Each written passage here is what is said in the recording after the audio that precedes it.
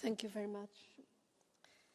Mr. President, honorable members, I am replacing now the High Representative Vice President, Josep Borrell, who could not be here today because he's in the G7 ministerial meeting in Rome. In fact, we don't have words to describe the unprecedented level of the humanitarian catastrophe in Gaza. The Israeli operation in northern Gaza continues, leading to more casualties among civilians, a blockade of aid, and people being prevented from returning to their homes. There have been several mass casualties, bombings, and attacks on healthcare facilities and workers.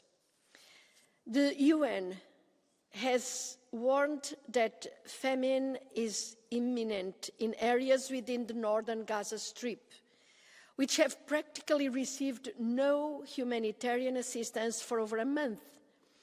Either convoys are not allowed to enter, or if they are, looting prevents people from accessing the assistance provided. We therefore need an immediate ceasefire and release of all remaining hostages. We regret that the efforts of the US, Qatar, Egypt did not bear fruits yet. At the October plenary, you expressed clear support towards the United Nations UNRWA and rule-based international order.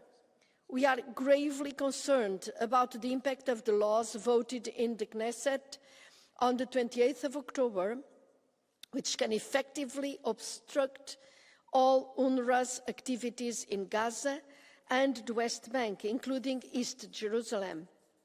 Israel's continued attacks against the United Nations must stop.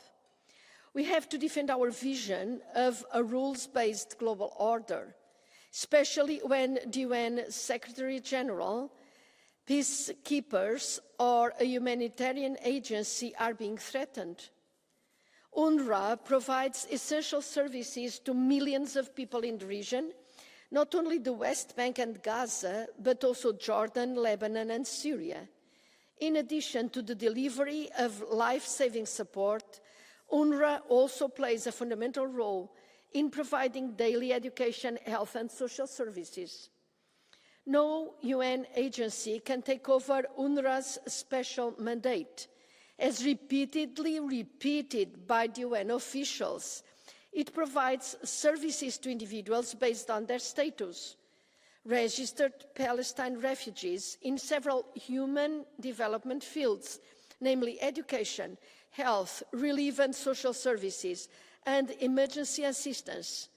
Let us stress that no other UN agency is specifically mandated to directly operate health or educational facilities.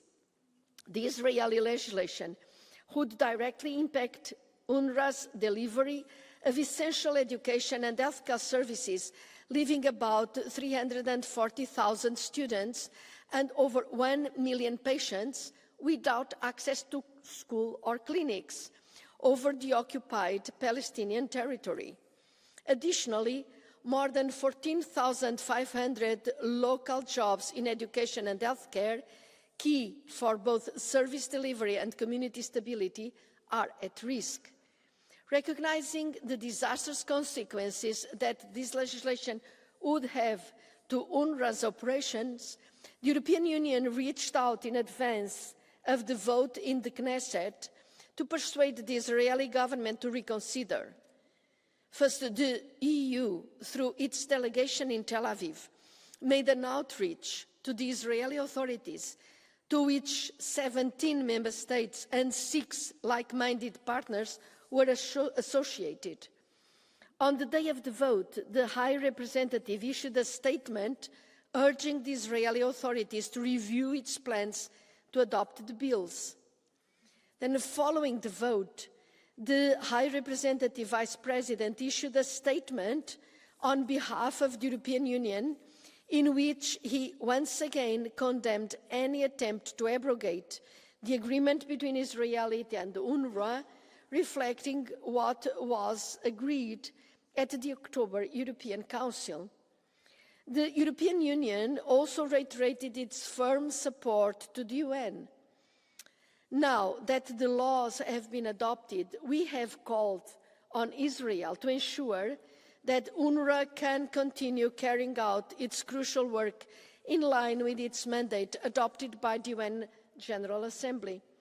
We believe we have to continue our strong advocacy efforts with key like-minded partners, including the UN and G7, towards the Israeli government. UN Secretary General Antonio Guterres has sent a letter to Prime Minister Netanyahu requesting him not to implement the legislation.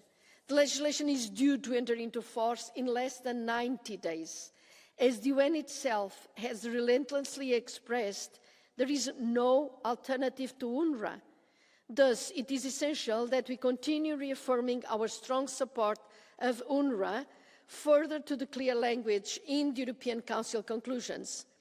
As a sign of our support, the EU disbursed its entire financial support of €82 million for 2024. Finally, on the International Criminal Court arrest warrant issued on the 21st of November against the Israeli Prime Minister and his former Minister of Defense, we'd like to call for European Union unity. Now, more than ever, we need to uphold the multilateral order and continue calling for respect to and implementation of the decisions of the International Criminal Court. Thank you very much. Muito obrigado, Madam Commissioner.